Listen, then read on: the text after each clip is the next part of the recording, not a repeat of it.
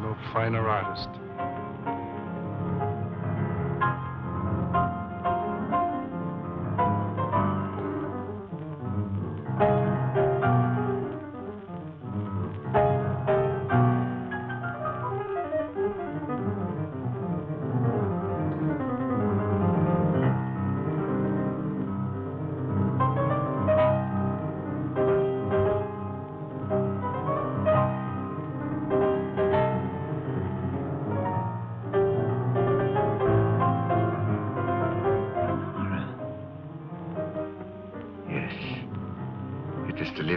Of her.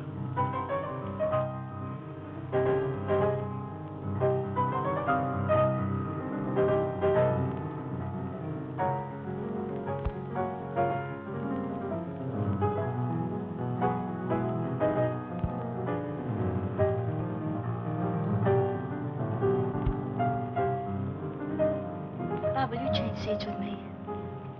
Why, of course, dear.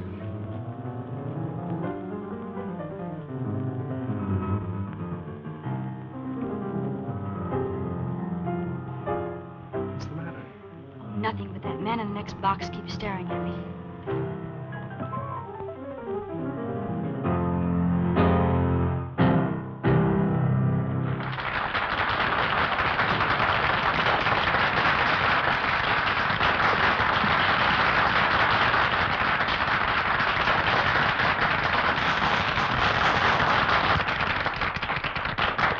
Let's go back and see Dad during the intermission. All right.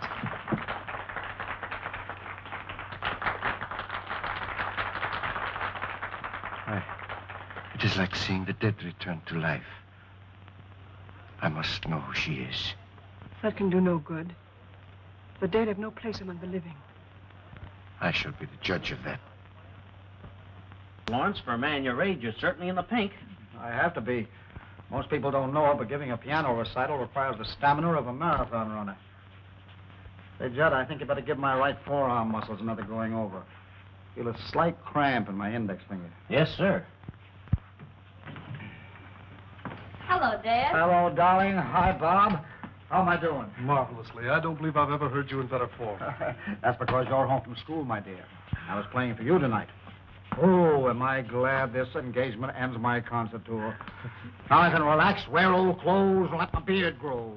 Oh, and devote some time to your only daughter. You know, I feel as if I'd been piano. Don't bite the piano that feels, my darling. See where that is, Bob. Yeah.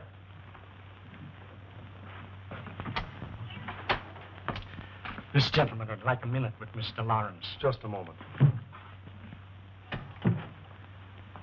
Dr. Igor Markoff is waiting to see you. Igor Markoff? I don't know the man. I'll tell him to write me for an appointment. No, wait a minute, Bob. I've got a few minutes. Let him come in. My dressing gowns yet?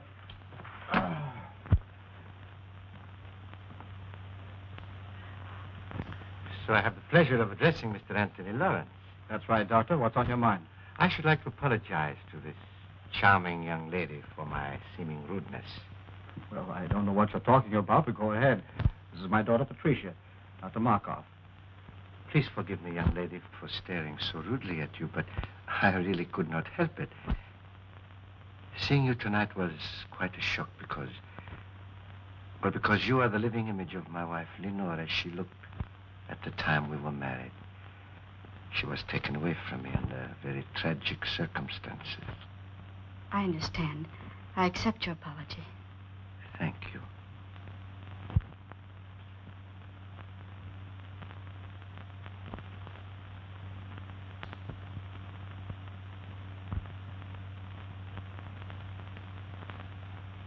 This will always remain an unforgettable moment in my life. Thank you. Auf Wiedersehen. So nice to have met you. I always appreciate the privilege of meeting a great artist. Thank you, Doctor. And good night. Good night, sir.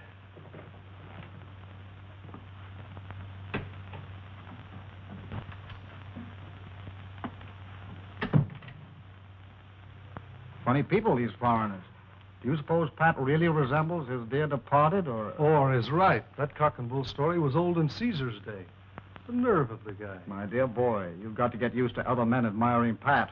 She's a very beautiful girl. There's a difference between admiring and ogling.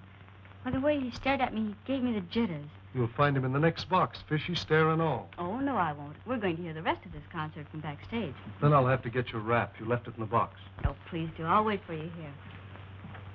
Well, Judd, 5 minutes. We better get ready.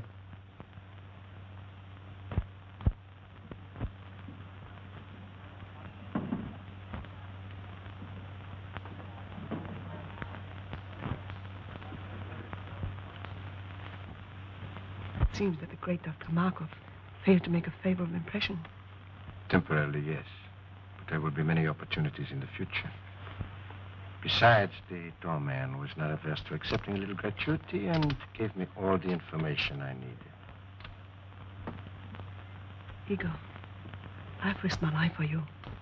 I've kept your secret all these years. Does all this mean nothing to you? Don't I mean anything to you? Because of your knowledge of my work, I need you as an assistant. You have never meant anything more, and you never shall. Keep that in mind.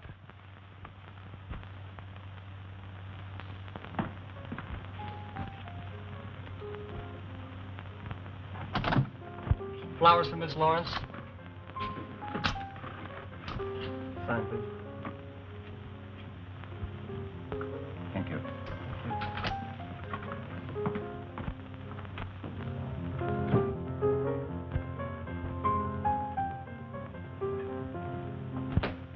More flowers for you, Miss Lawrence.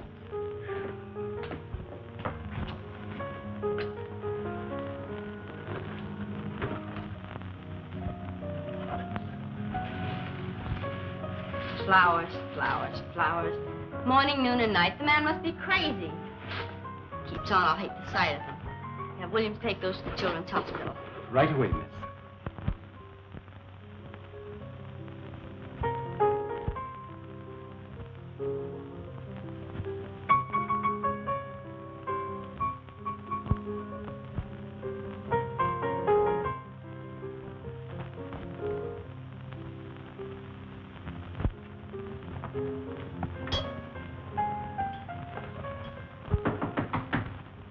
Come in. Dad, you've just got to make Dr. Markoff stop pestering me. First it was flowers 3 times a day, and now he's sending notes with them. Now, look, I can't stand any more of this. You've just got to make him let me alone. Well, the man must be out of his mind. I never heard of such presumption. Now, don't you get upset about it, Pat. I'll take care of Dr. Markoff. You just forget about him and let me handle this. What are you going to do, Dad? I'm going to call on our friend and tell him very plainly that his attentions to you are unwelcome, and him stop them immediately. You be careful, won't you? Careful? What do you mean? Well, you'll probably laugh at me, but when you call on Dr. Markoff, will you take Bob with you? Pat, I can take care of myself. But you said yourself he was out of his mind. Did you notice his eyes that night in your dressing room? They seemed to stare right through me. You've been listening to too many horror radio programs lately. What you need is a good workout on the badminton court. Come on, run along. Fear not, fair lady. I shall beard the reptile in his den.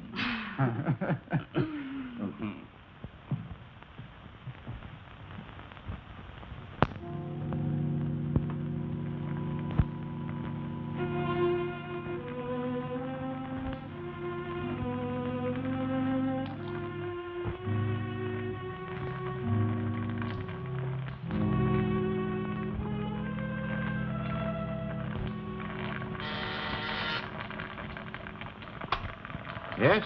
Mr. Anthony Lawrence is here to see you, Doctor. I will see him in a few moments. Oh, and Maxine, you had better relieve me. I'm making a new batch of X54, and it requires constant watching. I'll be right in, Doctor. The doctor will see you in a few minutes. Won't you be seated? Thank you.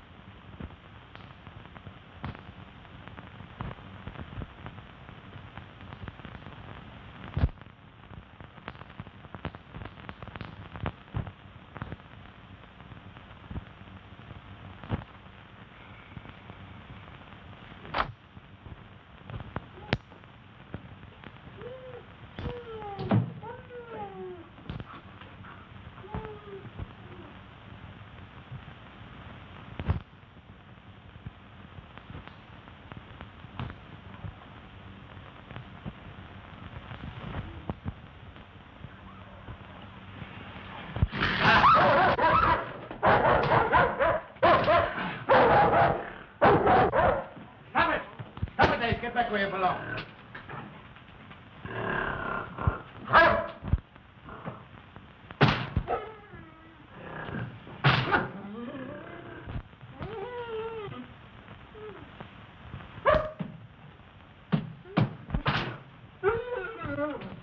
I wish you'd get rid of that brute.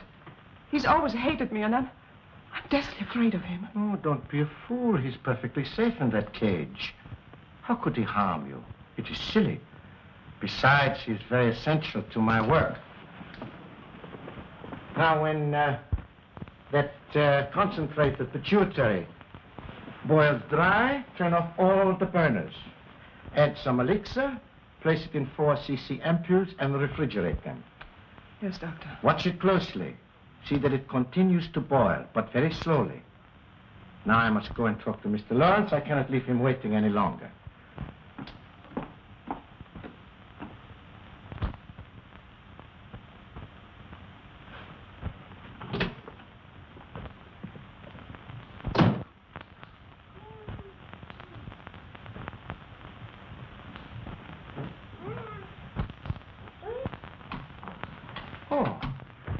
Mr. Lawrence, nice to see you again. This isn't a professional call, Dr. Markoff. I've come here on a purely personal matter. Oh, well, in that case, you'd better come into my private office. Thank you.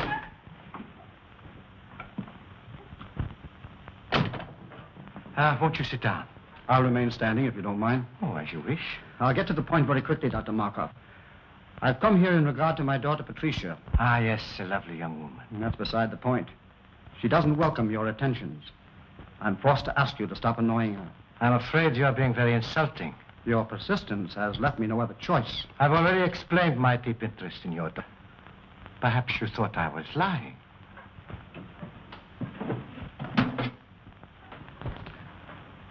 Would you look at this picture?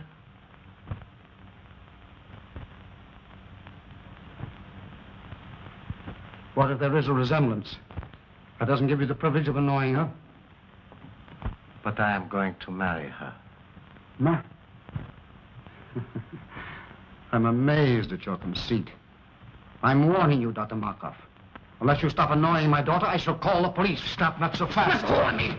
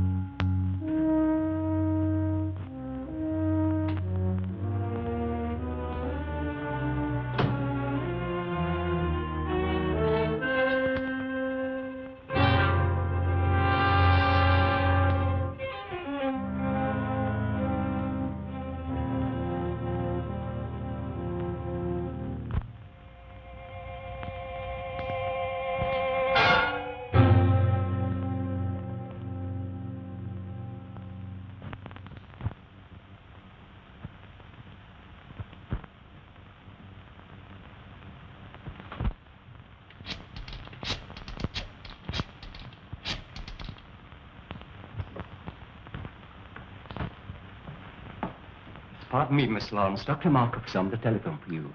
Dr. Markoff? Oh, say I'm not in. But he says it's important. He must talk to you concerning your father. My father? I'll talk to him.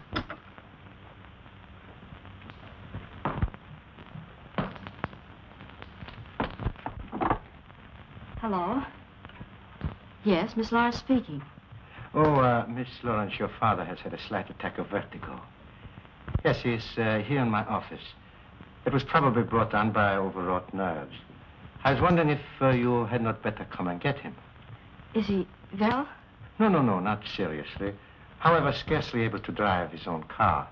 Of course, I could keep him here, or if you wish, I could call an ambulance. Ambulance? Oh, no, I'll be right there. Where is it? 1335 Cliff Drive. Thank you.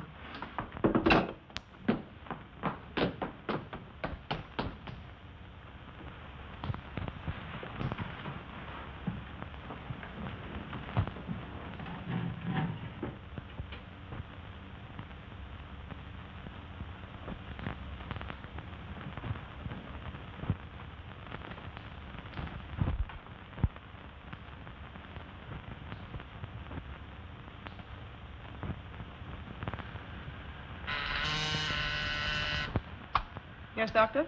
Maxine, turn down all the flames to about half. But Dr. Markoff, the concentrate is nowhere near dry yet. I know, but it must boil very slowly. All right.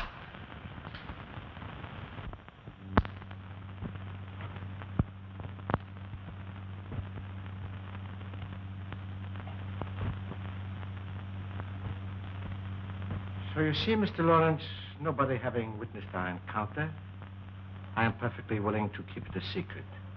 Of course, if you desire to say something about it, I will admit that you threatened me with violence, and I was forced to protect myself. It is simply a case of your word against mine.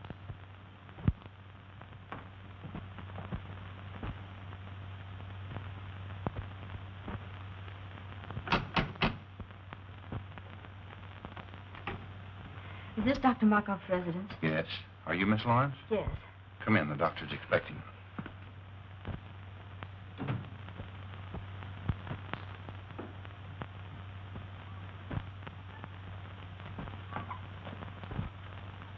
Father, how do you feel?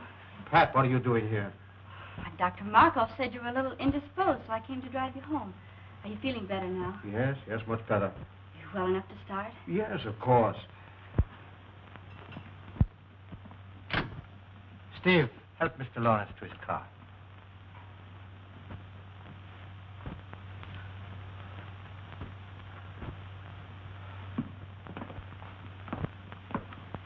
Miss Lawrence, may I have a word with you? Yes. I think that your father would bear watching. If you notice him developing certain symptoms of...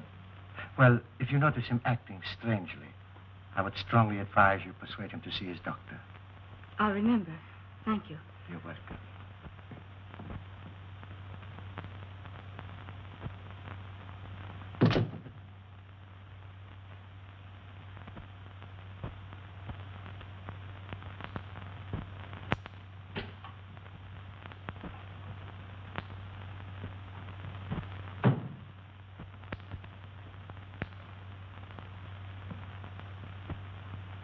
Have you finished? Yes, I did exactly as you told me. Why are you working on a formula X54? I thought you were satisfied with X53. Not quite. I have succeeded with X53 in arresting the disease acromegaly. But it will do no more than hold it in check. Come, I will show you.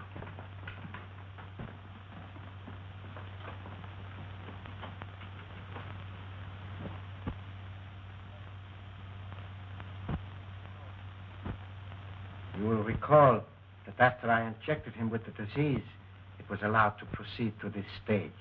Enlargement of the head, the feet, and so forth. But from the moment I gave him an injection of X53, there has been no change in the condition. Neither progressive nor retrogressive. I have every reason to hope that this new formula will prove to be a complete cure for the disease. Think what it will mean to have the power to control a dread disease like acromegaly. The only living man to have such power. And why are you the only living man to have such power? You know why. Yes, I do. And you're not even a doctor. You stole the name and laboratory notes from the man you killed. He deserved to die. And his death made it possible for me to escape from Europe as the real Dr. Markoff. And reap the rewards earned by another man with years of work and study. What I took from him was small repayment for what he tried to take from me.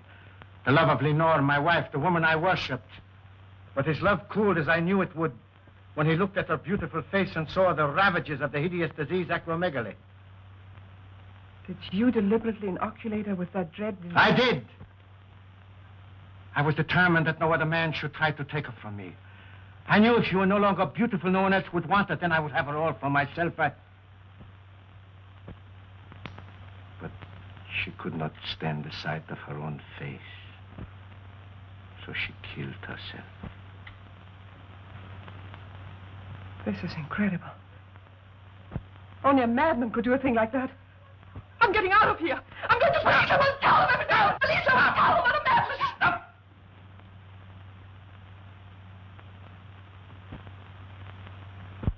You are going no place. You are going no place. Go to your room. Stay there.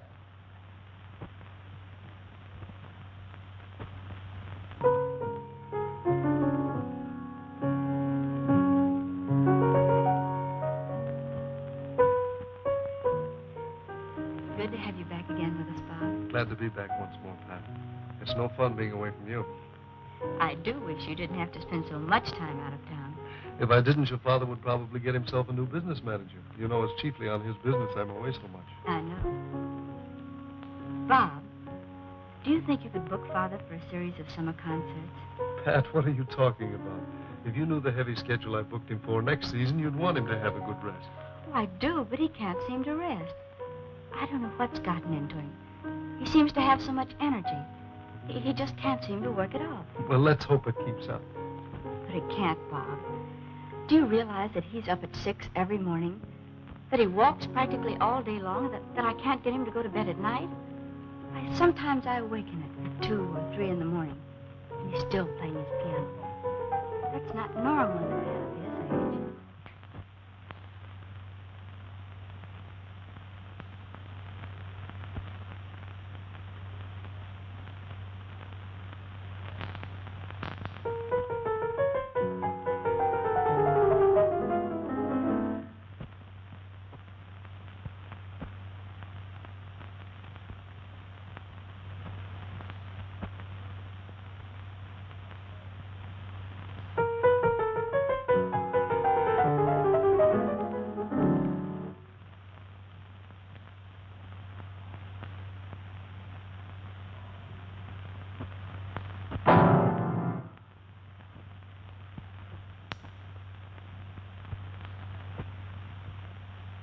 Pat, come here.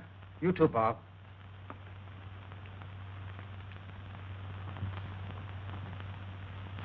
Doesn't it look as if my fingers were thicker? Well, your hands are swollen. Well, the fingers are anyway. Oh, I feel awkward. When did you notice this? The past few days, I felt something coming on. My feet, too, seem enlarged. All my shoes feel tight. Do you suppose you've eaten something that poisoned you? Oh, no. I'd know it if I had. He said if you felt bad, I should persuade you to see a doctor. Who said? Dr. Markoff. Markoff? When was that? That day you went to see him about a social matter. Oh, rubbish. Why should I see a doctor when I never felt better in my life? Because I want you to, Father. Promise me you'll see Dr. Adams at once. Let me call him now. Nonsense. There's nothing the matter with me, really. I'll tell you what I'll do. If this condition doesn't clear up by tomorrow, I'll drop in to see Dr. Adams just to put your mind at ease. But you won't go. You put it off. Why don't you let me call him now? Because it isn't urgent. Anyway, right now, I feel like going out for a walk. But you've been walking all day. I can't help it. I feel restless and full of energy.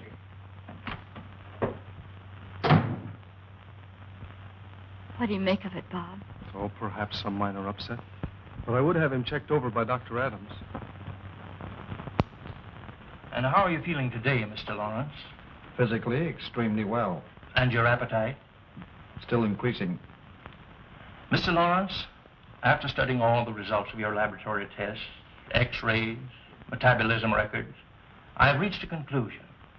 But not being satisfied with my diagnosis alone, I called into consultation Dr. Kruger and Dr. Naylor, whose reputation, of course, you know. Yes, certainly. And they, without any hint from me, both came to the same conclusion. Acromegaly. Acromegaly? Yes. It's a very rare disease, glandular in origin, activated by a defective pituitary. Doctor, can't you tell me in plain English what's wrong with me and how serious it is? I'm trying to tell you. You have a glandular disorder, a disorder of the pituitary gland. A disease so rare that medical science knows little about it as yet. Is it fatal? Fatal? Well, not necessarily. It's a progressive disease, enlarges the extremities. It's accompanied by an increasing amount of energy to a fabulous and dangerous degree. Is it curable? Mr. Lawrence, there is but one man, to my knowledge, who knows anything important about acromegaly. He's a specialist in glandular disorders, and I understand has devoted a great deal of research to this particular disease. I urgently suggest that you consult this man, who is in a position to do more for you than any person in the profession. Who is it? Dr. Igor Markoff. Dr. Markoff? Yes. Do you know him? Yes. Strange you didn't think to consult him.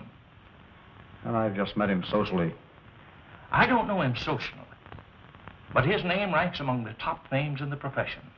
His reputation is international. So he is, therefore, the man that you should see, Mr. Lawrence. I'd rather not see Dr. Markoff. Isn't there anybody else I can consult? No. He's the only man I know that can help you. He has not seen fit as yet to give out his findings or his method of treatment to the profession. So, therefore, if you're to be helped, you must go to him. And there's nothing you can do for me, Dr. Adams? Frankly, Lawrence, nothing effective. Well, thank you for your frankness.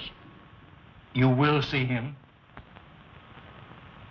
I'll think it over.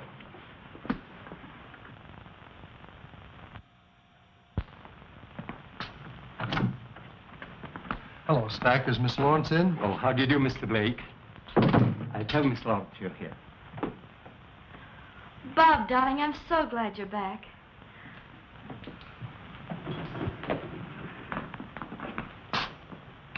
I've only been away 4 weeks. How are you, sweetheart? I'm so worried. About what? About Father.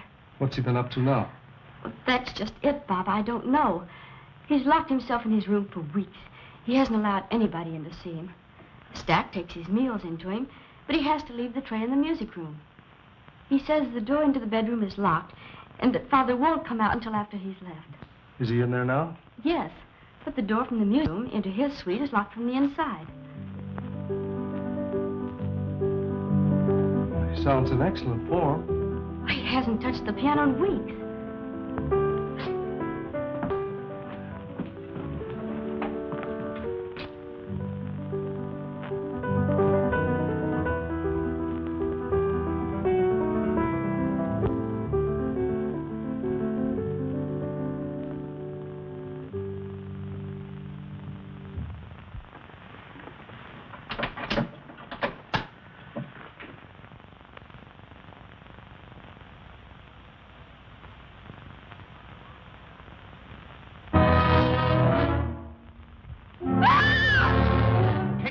Blake, take her out of here, quick!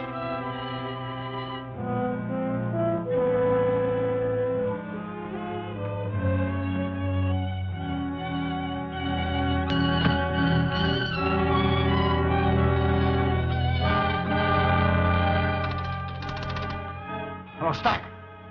Have William bring my car around to the side entrance immediately and leave it there. I'll drive it myself. No.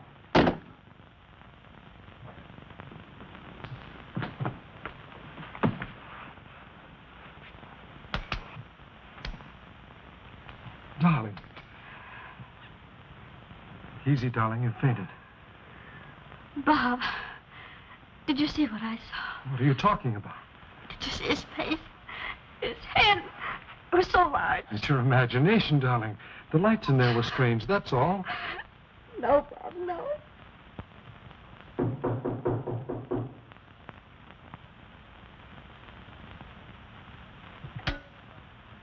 Maxine, see who's in my waiting room. Maxine! Maxine, are you there? Maxine! Maxine! Maxine!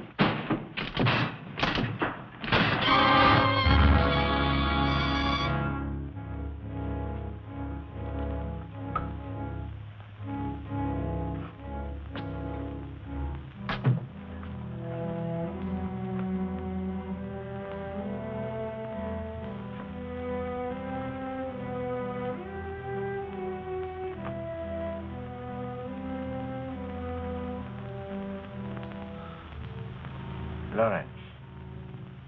Yes, Markoff. Weren't you expecting me? You knew I'd have to come to you sooner or later. To you, the one man with experience concerning the hideous disease of acromegaly. Oh, you had it cunningly worked out, Markoff.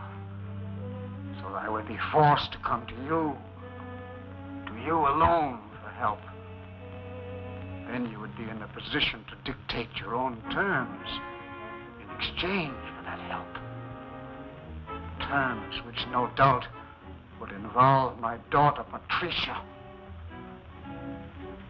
Oh, you were clever, Markoff. Exceedingly clever.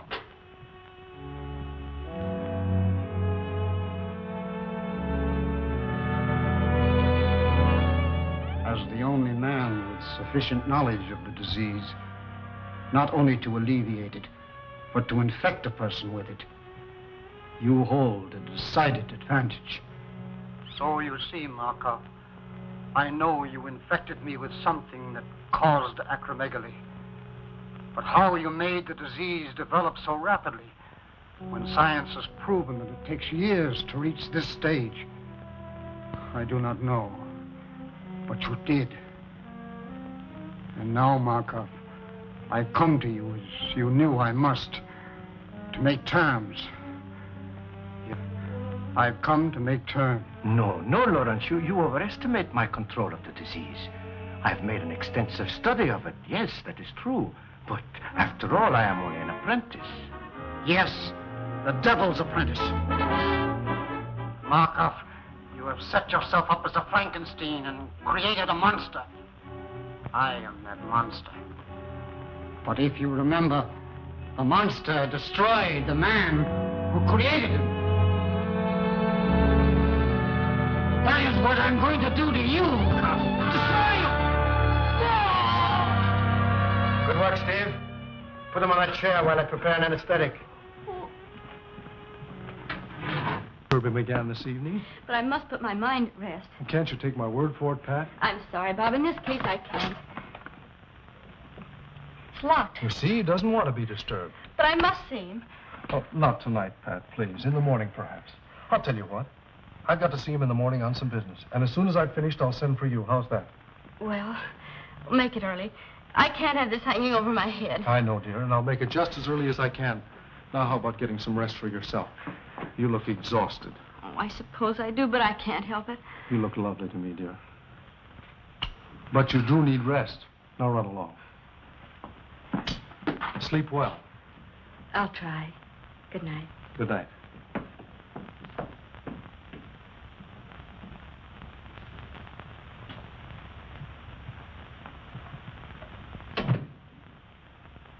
Oh, Stack. Stack, have you got a key to the music room? Why, no, sir. Why? Well, it's locked, and I wanted to see Mr. Lawrence. I'm sorry, sir, but he's gone out. Out? Oh, yes, sir. About a half an hour ago. He had his car brought around and then dismissed William. Where did he go, do you know? Not the slightest idea, sir. I didn't see him, but William said he was all muffled up. Oh. Stack, I wish you'd ring me at home when he comes in. Very good, sir. And shall I wait up for him, sir? Well, no. If he comes in soon, you might ring me. Otherwise, go to bed. I'll see him in the morning. Very good, sir. Good night, Stack. Good night, Mr. Blake.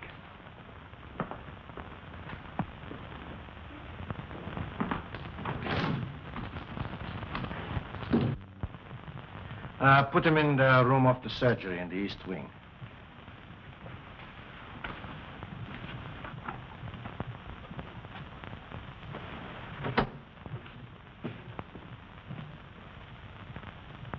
How could you be so inhuman as to infect him with that disease in order to bargain for his daughter?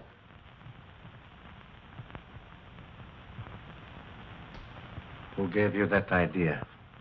You left the dictograph open. I heard every word that was said. Forget what you heard. It does not concern you. I'll not forget.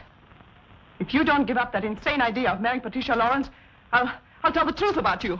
You would not dare. Oh, yes, I would. Does this mean that I have completely lost your loyalty? You speak of loyalty. You don't even know the meaning of the word. You seem to forget all the things I've done for you.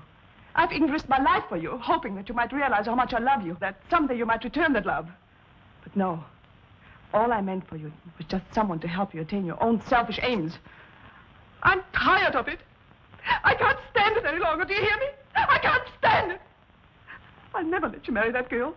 Never. Never, never, never.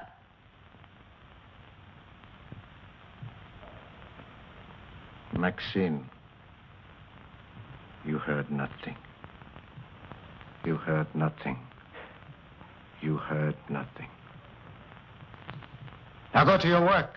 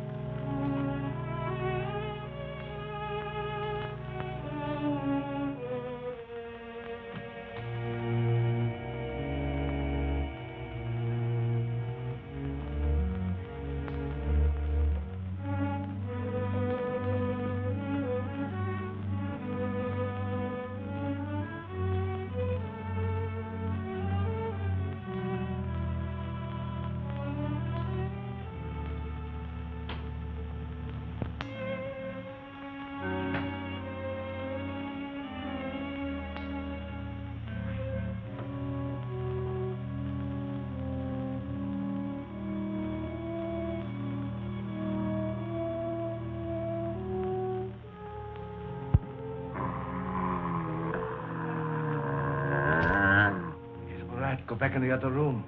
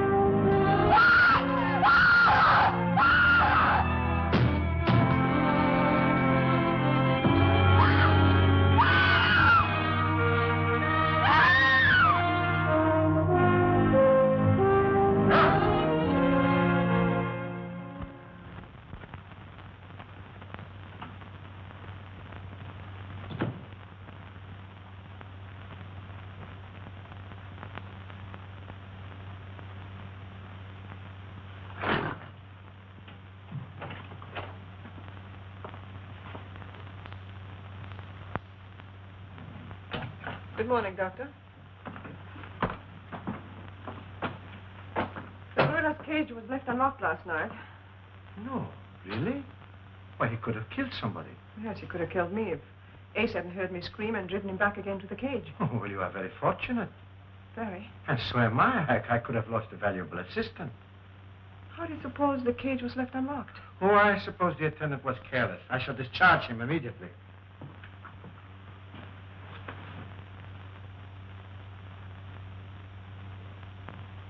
Look, Doctor. It's normal. You've discovered a cure. Maxine, it is marvelous. Maxine, this is great. Do you know what it means? It means that I can ask my own price. I can... Yes. Oh, by the way, Maxine, I have a special prescription I want filled at Hancock and Groves. You will go and see to it yourself personally.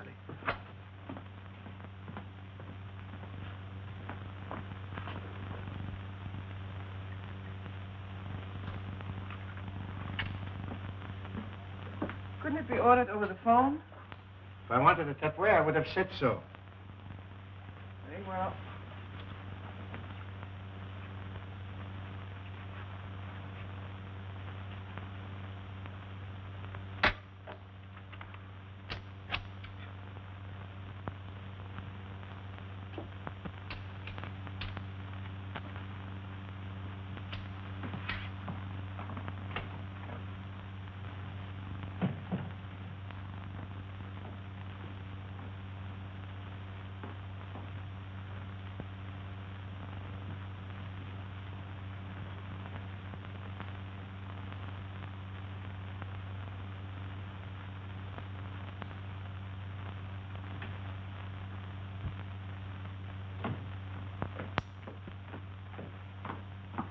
Good morning, Mr. Ack. Good morning, Miss Lawrence. Have you taken my father's breakfast into him yet? No, I haven't. You haven't? Why not? Well, as a matter of fact, your father isn't in. Isn't in? Where did he go? I don't know. He didn't say. When did he go? I can't exactly say. Sometime last night. Last night? Yes, miss. You mean he's been away all night and left no word? Absolutely none. I'll get it. Hello? Yes, Miss Lawrence speaking. This is Dr. Markoff. Now, please don't be alarmed, but your father came to me last night for a consultation. Father came to you last night for a consultation? Yes. I found it advisable to keep him here for observation. How is he? Well, he's quite comfortable now. Yes, quite comfortable, Miss Lawrence, I assure you. I'll be right over and pick him up and bring him home. I would strongly advise against taking him home, Miss Lawrence. But why? I can't leave him there. Do you think I should take him to a hospital? I suggest you leave him right where he is, Miss Lawrence. You see, I have all the facilities here to take care of him in my sanatorium. Oh, I didn't know you had a sanatorium, too. I'll be right there. When Mr. Blake arrives, tell him I've gone to Dr. Markoff, 1335 Cliff Drive. Dr. Markoff's 1335 Cliff Drive. Yes. Very well, miss.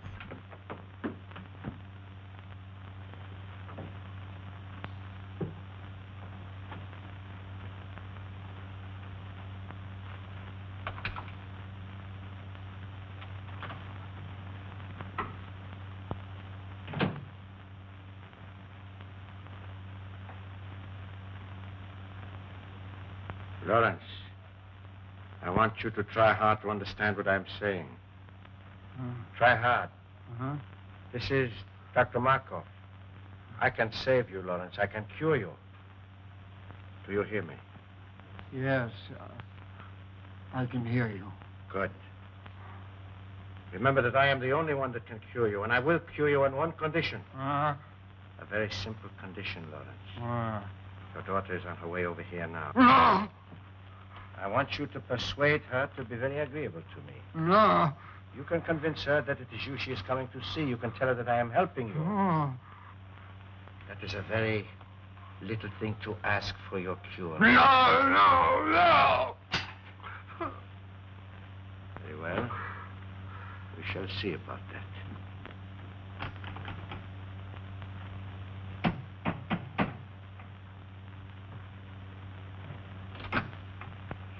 Dr. Markoff, please. Come in. Dr. Markoff wants you to wait in there.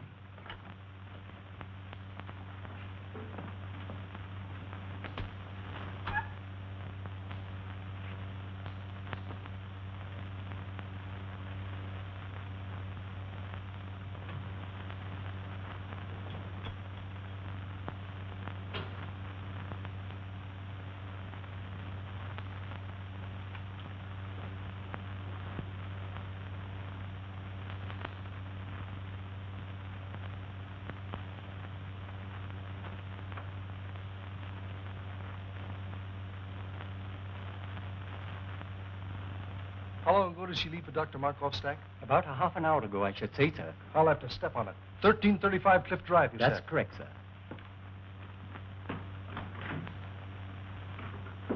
I do not have to cure you, Lawrence, because nobody knows I have discovered the cure.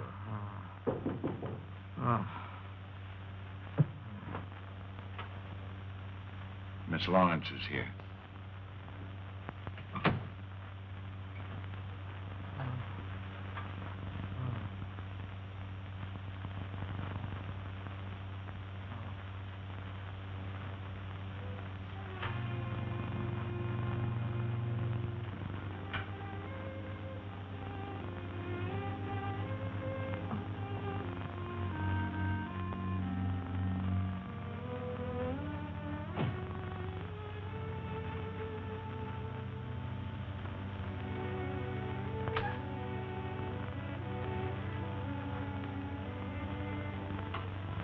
Miss Lawrence.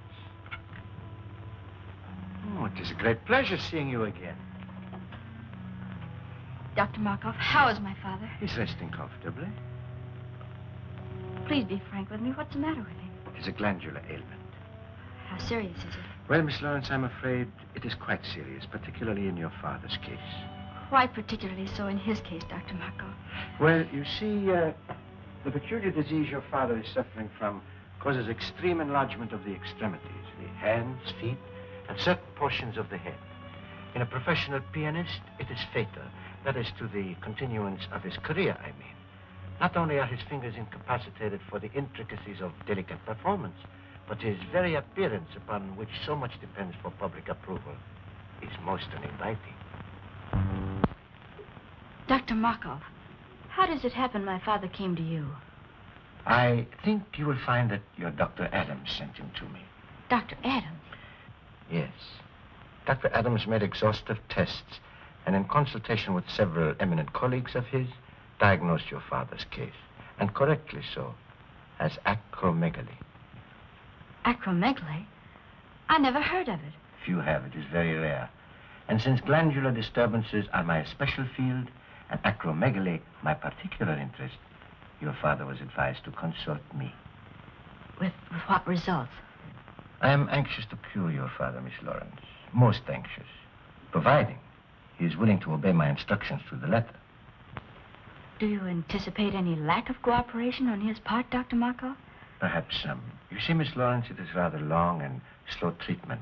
Naturally, a man of your father's nervous temperament will be impatient, obstinate, even rebellious on occasion. Progressively so, as the brain begins to function more normally. You see, Miss Lawrence, your father is mentally incompetent. You mean he's... Oh, well, shall we say, temporarily unbalanced mentally.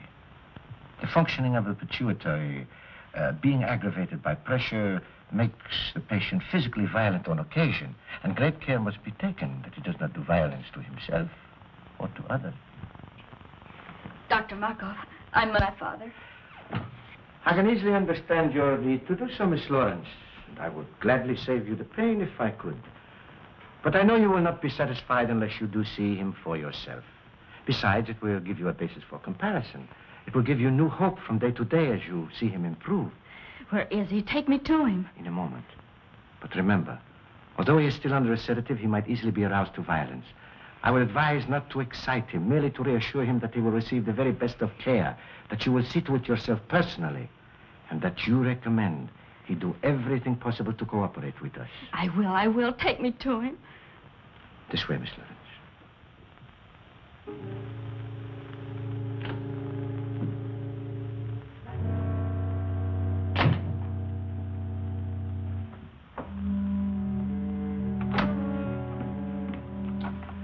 You know what to do.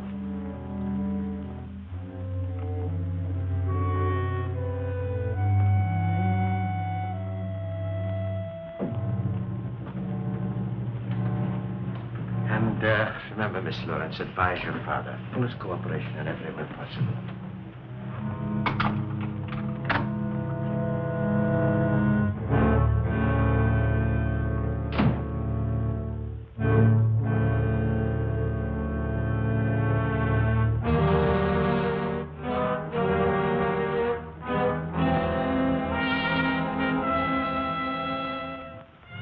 How ghastly.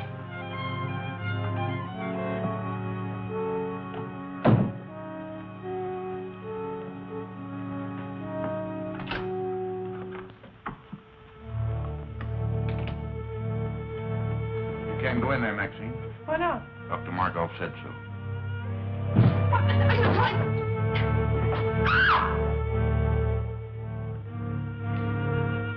Father, speak to me. It's Pat.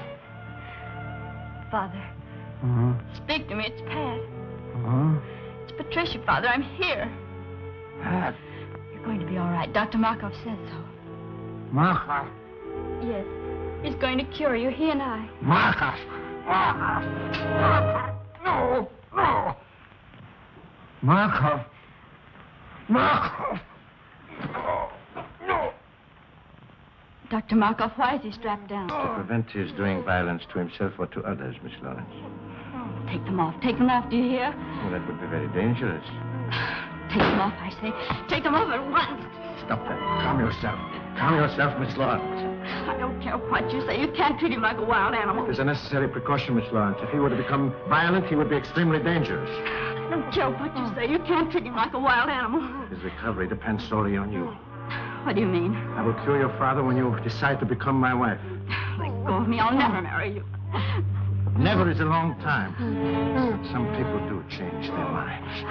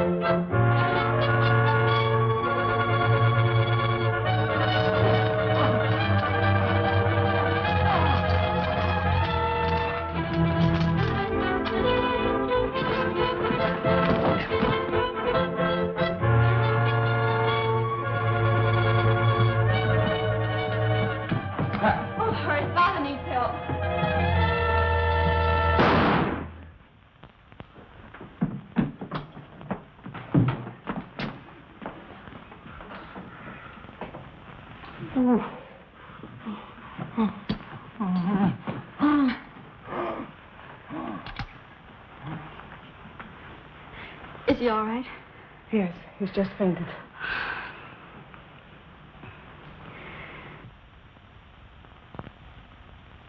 Dr. Markoff was the only man who could cure Dad.